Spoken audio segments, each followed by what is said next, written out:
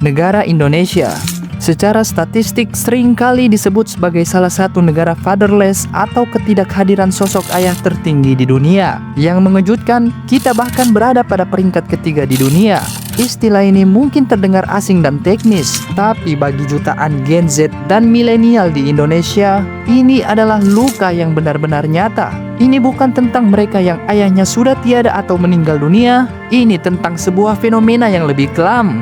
Ayahnya masih hidup, masih bernafas, masih ada di depan mata, tapi kehadirannya secara psikologis benar-benar absen di dalam kehidupan seorang anak.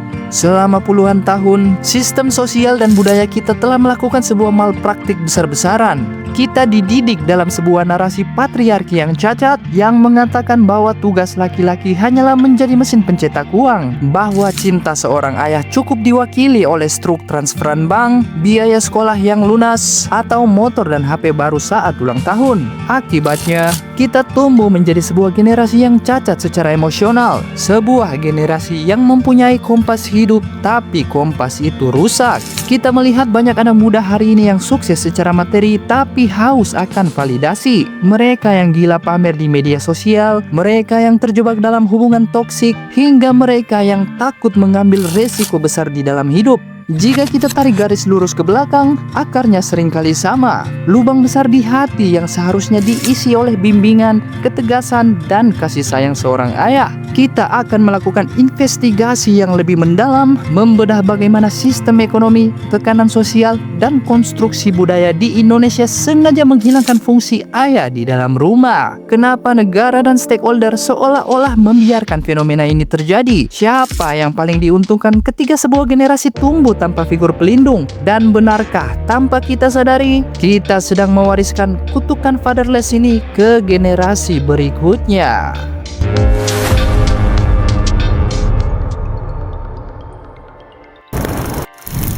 Untuk memahami kenapa Indonesia bisa sampai pada titik ini, kita tidak bisa hanya menyalahkan individu-individu. Kita harus melihat bagaimana sistem besar di negara ini bekerja selama berdekade-dekade. Ada sebuah kontrak sosial yang tidak tertulis di masyarakat kita. Laki-laki adalah pencari nafkah tunggal dan perempuan adalah pengasuh utama. Kedengarannya ideal, tapi dalam konteks masyarakat modern, disinilah jebakannya dimulai. Dalam sistem budaya kita, harga diri seorang pria seringkali hanya diletakkan pada isi dompetnya. Sejak kecil, anak laki-laki di Indonesia didoktrin bahwa kesuksesannya diukur dari seberapa mampu dia memberikan fasilitas. Akibatnya, ketika seorang pria menjadi ayah, dia merasa tugasnya sudah selesai begitu dia berhasil mentransfer uang belanja atau membayar uang sekolah tepat waktu. Ada stigma yang kuat di masyarakat. Ayah yang terlalu banyak terlibat mengurus anak dianggap kurang jantan atau bahkan dianggap pengangguran. Secara tidak sadar, sistem sosial kita menciptakan jarak antara ayah dan anak sejak hari pertama.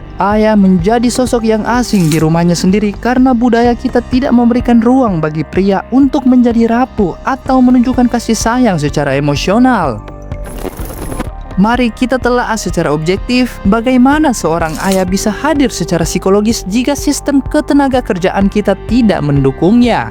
Di kota-kota besar, banyak ayah yang harus terjebak dalam kemacetan sejak jam 5 pagi dan baru sampai rumah jam 8 sampai 9 malam. Secara fisik mereka lelah, secara mental mereka habis. Waktu yang tersisa untuk anak hanya tinggal sisa-sisa tenaga. Negara pun seolah menutup mata. Tahun 2024, Indonesia sebenarnya melakukan langkah besar dengan disahkannya Undang-Undang Nomor 4 Tahun 2024 tentang kesejahteraan ibu dan anak. Dalam undang-undang baru ini, negara mencoba mendefinisikan ulang peran ayah. Jika dulu di UU Ketenagakerjaan Nomor 13 Tahun 2003, ayah hanya dapat cuti 2 hari, sekarang lewat UU KIA Pasal 6, ayah diberikan hak cuti pendampingan melahirkan selama 2 hari dan dapat diberikan tambahan paling lama 3 hari atau sesuai kesepakatan dengan pemberi kerja. Bahkan, jika terjadi kondisi khusus seperti istri mengalami masalah kesehatan atau keguguran, ayah berhak mendapatkan cuti hingga 40 hari. Tapi disinilah letak masalahnya. Apakah perusahaan swasta, pabrik-pabrik,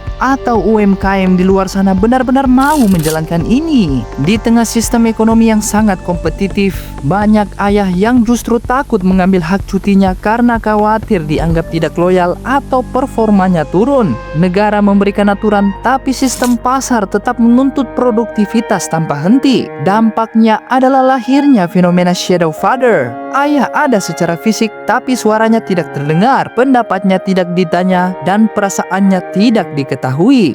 Ayah hanya menjadi sosok eksekutor atau hakim yang muncul saat anak melakukan kesalahan, atau sosok sinterklas yang muncul membawa hadiah saat gajian. Anak-anak tumbuh dengan melihat ayah sebagai institusi, bukan sebagai manusia. Mereka takut pada ayah tapi tidak mengenal ayah. Mereka hormat pada ayah tapi tidak mencintai ayah dengan cara yang dalam. Pertanyaannya, jika seorang ayah hanya dianggap sebagai mesin penghasil uang, lantas apa bedanya sosok ayah dengan aplikasi perbankan di ponsel kita? Jika sistem ini terus berlanjut, kita sebenarnya sedang membangun masyarakat yang mekanis, bukan manusiawi. Kita sering menganggap ini normal karena dari dulu memang begitu. Tapi jika kita terus menganggap ini normal, kita sedang menabung bom waktu yang siap meledak pada generasi-generasi selanjutnya. Sekarang kita harus berani melihat ke dalam cermin. Apa yang terjadi pada sebuah bangsa ketika jutaan anak mudanya tumbuh dengan lubang besar karena absennya ayah di hati mereka? Efek hilangnya figur ayah bukan sekedar rasa rindu, melainkan sebuah pergeseran fundamental dalam cara kita memandang diri sendiri dan dunia. Banyak dari kita yang tanpa sadar mengalami apa yang disebut sebagai father hunger. Ini bukan tentang lapar secara fisik, tapi rasa haus akan pengakuan yang seharusnya datang dari rumah. Namun kita justru mencarinya di platform-platform media sosial. Fenomena Gen Z yang rela melakukan apa saja demi konten, pamer kemewahan yang semu, atau terjebak dalam siklus konsumerisme akut, seringkali hanyalah manifestasi dari upaya menutup lubang emosional tersebut. Kita menjadi generasi yang sukses secara digital, namun rapuh secara mental. Tanpa figur pelindung yang memberikan contoh tentang batasan dan rasa aman, banyak anak muda terjebak dalam hubungan yang toksik. Kita melihat tingginya angka anxious attachment atau ketakutan berlebihan akan ditinggalkan. Masalahnya, luka ini tidak berhenti di kita. Jika tidak segera diputus, kita sedang menyiapkan karpet merah bagi transgenerational trauma. Tanpa sadar, kita akan mendidik anak-anak kita dengan pola yang sama, menciptakan lingkaran setan ayah yang absen yang seolah menjadi kutukan warisan bangsa. Di sini letak ironisnya. Industri menangkap celah ini dengan sangat cerdik. Mereka tahu ada jutaan anak muda yang mengalami emotional hunger. Maka hadirlah produk-produk yang menjanjikan kebahagiaan instan dan identitas. Brand-brand besar tidak lagi menjual fungsi atau kegunaan, mereka menjual perasaan dimiliki. Kita terjebak dalam apa yang disebut Karl Marx sebagai commodity fetishism, di mana kita memuja barang-barang materi seolah-olah benda itu bisa menggantikan pelukan atau diskusi mendalam yang tidak pernah kita dapatkan dari sosok seorang ayah. Kita ambil contoh, handphone jenis ini melambangkan status dan pengakuan. Anak yang tidak diakui ayahnya akan mencari pengakuan dari orang asing lewat simbol status ini. Sama halnya dengan motorsport yang melambangkan otoritas dan maskulinitas. Seringkali pria yang kehilangan figur ayah mengkompensasi maskulinitasnya dengan mesin yang gahar karena mereka tidak tahu cara menjadi pria secara emosional. Ketika dunia nyata tidak memberikan figur otoritas yang hangat, kita mencarinya di dunia virtual. Kita melihat munculnya pengkultusan terhadap influencer, pemimpin sekte digital, hingga ketergantungan pada algoritma untuk menentukan mana yang baik dan buruk bagi hidup kita. Sistem ini sangat diuntungkan ketika kita tidak punya pegangan di rumah, karena orang yang bingung dan haus validasi adalah konsumen yang paling mudah untuk disetir. Kita harus mulai bertanya, apakah kita benar-benar sedang membangun masa depan atau kita hanya sedang berlari dari masa lalu yang belum selesai?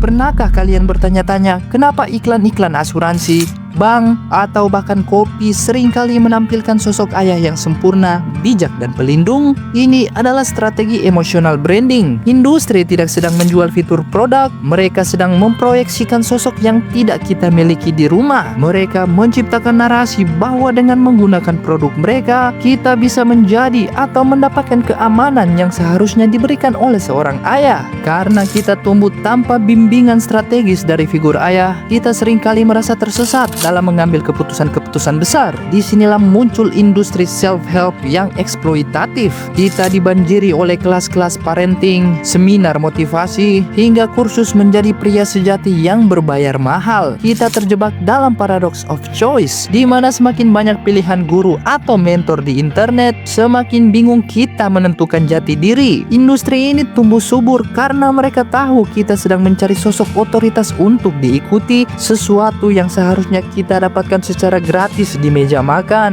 Di era digital, absennya ayah digantikan oleh algoritma. Ketika kita tidak punya ayah untuk diajak diskusi, kita bertanya pada kolom komentar. Ketika kita tidak punya figur pelindung, kita mengkultuskan influencer yang bicaranya keras dan tampak dominan. Kita lebih mengenal nilai-nilai hidup dari internet daripada manusia yang darahnya mengalir di tubuh kita. Industri juga menyasar para ayah-ayah karena mereka sadar telah mengabaikan anak demi pekerjaan. Para ayah ini didera dengan rasa bersalah. Industri meresponnya dengan menyediakan penebusan dosa dalam bentuk mainan mahal, gadget terbaru untuk anak, atau liburan mewah yang dipaksakan. Ini adalah siklus ekonomi yang didorong oleh rasa bersalah. Ayah bekerja keras untuk membeli barang sebagai pengganti kehadiran. Anak menerima barang itu namun tetap merasa sepi. Lalu si anak tumbuh dewasa dan mencari validasi lewat barang lagi. Sebuah siklus yang membuat neraca keuangan perusahaan tumbuh hijau, namun kesehatan mental sebuah bangsa memerah. Kita harus sadar bahwa selama kita membiarkan luka ini tetap basah, selama itu pula kita akan menjadi bahan bakar bagi mesin industri yang tidak pernah peduli pada kesembuhan kita. Di ujung semua ini, kita harus berhenti sejenak. Kita harus berani menatap kosongnya kursi di ujung meja makan itu tanpa rasa marah dan dendam yang dalam. Cara terbaik untuk mulai menyembuhkan diri adalah dengan menyadari satu fakta pahit. Ayah kita kemungkinan besar adalah produk dari sistem yang sama. Dia mungkin tumbuh pada era di mana menjadi pria berarti hanya menjadi mesin pencari nafkah. Dia tidak pernah diajarkan cara untuk memeluk. Dia tidak pernah diajarkan cara untuk mendengar atau cara menunjukkan kelemahannya. Kita seringkali marah pada seseorang yang sebenarnya tidak memiliki alat untuk memberikan apa yang kita minta. Menyadari ini bukan berarti membenarkan ketidakhadirannya, tapi ini adalah langkah pertama untuk melepaskan beban yang kita pikul selama ini. Luka ini berat, tapi ia tidak harus menjadi warisan. Jika saat ini kita merasa kehilangan arah karena absennya bimbingan figur ayah, sadarilah bahwa kita memiliki kekuatan untuk menjadi mata rantai terakhir dari kegagalan ini. Kita punya kesempatan untuk mendefinisikan ulang apa artinya menjadi pelindung dan kehadiran tanpa harus menunggu divalidasi oleh masa lalu yang sudah lewat. Berhenti mencari pengakuan dari orang asing di internet yang sebenarnya tidak benar-benar peduli pada luka kita. Pada akhirnya, perjalanan ini adalah tentang menjadi ayah bagi diri kita sendiri. Mungkin hari ini yang kita butuhkan bukanlah permintaan maaf dari sosok yang tidak akan pernah datang. Mungkin yang kita butuhkan adalah memaafkan diri sendiri karena selama ini merasa kurang hanya karena satu orang yang tidak hadir. Kita hanya sedang berjalan di jalur yang lebih terjal dari orang lain. Kita dipaksa dewasa oleh sistem yang tidak mengenali kemanusiaan. Dan saat kita akhirnya bisa berdiri tegak tanpa bantuan figur itu, kita telah menjadi manusia yang jauh lebih hebat dari siapapun yang pernah meninggalkan kita.